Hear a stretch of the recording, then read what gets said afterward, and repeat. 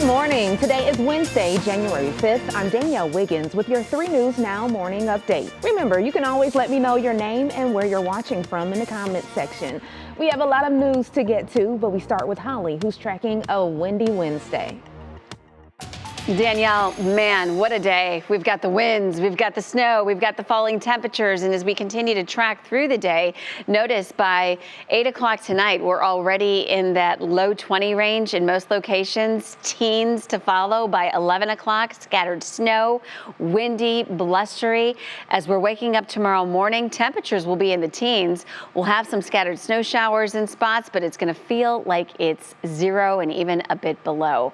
And some of you could pick up some snow over the next couple of days as we continue to see those lake effect snow showers, especially through the first part of Friday. So we've got a lot to talk about and a lot to track and some very bitter cold weather as we round out the rest of the week. So today's the transition day. Could very well be looking at power outages and wind damage as we get into the afternoon and evening with these high winds expected. 20s, as I mentioned, tomorrow, Friday, won't really ever feel like it. And then we do get a little bit of a rebound as we head into the weekend. It'll be seasonal Saturday, rain and snow Sunday. And then behind that front, we're dealing with more cold and some scattered snow into Monday. And it looks like highs only in the 20s with lows in the teens. Danielle, back to you. Thank you so much, Hollie. Now to an update on the coronavirus in Ohio. The state reported more than 20,000 new cases on Tuesday, 6,000 more than the 21-day average. And there are 708 new hospitalizations, more than double the average. And President Biden met with the White House COVID response team for the first time in the new year and announced what he calls a game changer for severe COVID cases.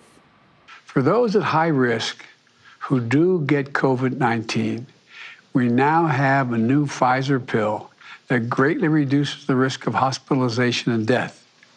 I'm pleased to say that on Christmas Eve, we shipped out the first batch of these pills that we purchased and received.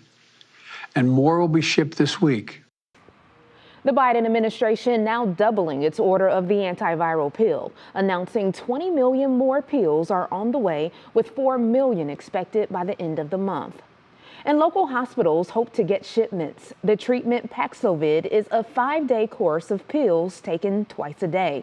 The hope is you'll be able to pick it up at your local pharmacy. The cost of Paxlovid is $700, covered by the federal government.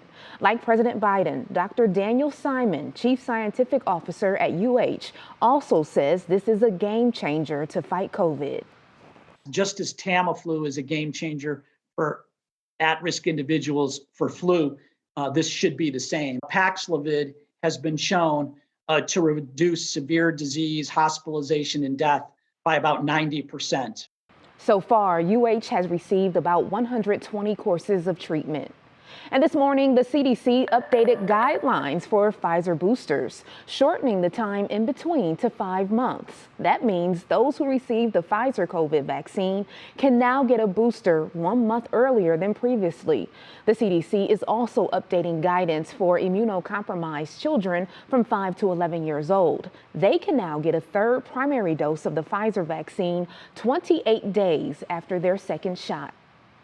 And a group of parents in Avon Lake City Schools is considering suing the district, trying to get rid of their new mask mandate. Attorney Warner Mendenhall believes that district is in violation of state law and says it should be the parents' decision if their child wears a mask. Avon Lake City Schools Superintendent Bob Scott tells us that they've seen an increase in cases of COVID-19, and to keep their students and staff healthy and in-person learning, the district needed to be proactive. Here's what both Mendenhall and Scott had to say. The parents are interested in making a change and bringing essentially the school district back in line with what its role is. The masking is so important because it is just one mitigation factor, but again, it could be that important one that keeps a staff member in the building, that keeps students from getting sick. The mask mandate is in place through January 28th. Then it will be reevaluated. Now we turn to continuing coverage of slain Cleveland police officer Shane Bartek. This morning, we are learning more about the 25-year-old's deadly carjacking encounter and when his final services will be held. Next Monday, January 10th, calling hours will be at the Grace Church in Middleburg Heights from 4 to 8 p.m. Then on Tuesday, his funeral will be held at 10 a.m. also at Grace Church. Bartek was killed during a carjacking on New Year's Eve in the Cam's Corners neighborhood. The medical examiner ruled his death a homicide caused by gunshot wounds to the chest. On Tuesday, a second suspect appeared in court for the first time. Anthony Butler Jr. was arrested with Officer Bartek's car in his possession and faces charges for receiving stolen property and fleeing police.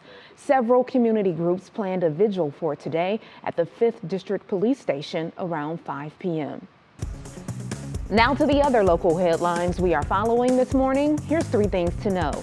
First, longtime Warrensville Heights Mayor Brad Sellers is entering the race for Cuyahoga County Executive. The Democrat and former Chicago Bulls star told 3 News last night that he plans to make his bid official during a virtual press conference today. Sellers will face Chris Ronayne in the May primary. Ronayne is the former president of University Circle Incorporated. Republican Lee Weingart is also campaigning for the position. The property that was once the beloved Sokolowski's University Inn in Tremont is getting a new owner. Local artist Giancarlo Calicia confirmed to 3 News that he has an agreement in place to purchase the property. He says the deal still has to be finalized, but that should happen within the next 30 to 40 days. Sokolowski's was forced to close in March of 2020 during the beginning of the pandemic and then closed permanently 7 months later. And Lake County was a bit shaken up after a 2.8 magnitude earthquake hit Lake Erie Tuesday morning. Well, it happened around 8:30, about 1.9 miles offshore of Timberlake. While the magnitude isn't large, the location is something the Ohio Department of Natural Resources is looking into. They believe the quake hit in a similar spot as another earthquake did back in 2019. In the last 5 years, the area has been the most active region that they study. Okay, turning to the Browns, Baker Mayfield's season is over. Coach Stefanski announcing Mayfield will not play this Sunday against the Cincinnati Bengals. He'll have surgery on the torn labrum in his left shoulder as soon as possible. The injury occurred all the way back in week 2 of the season. He later re-aggravated it during the game against the Cardinals. And this Sunday will be Cleveland Browns radio color analyst Doug Deacon's last game as he plans to retire at the end of the season. Deacon has called games in the booth since his retirement from the league in 1984.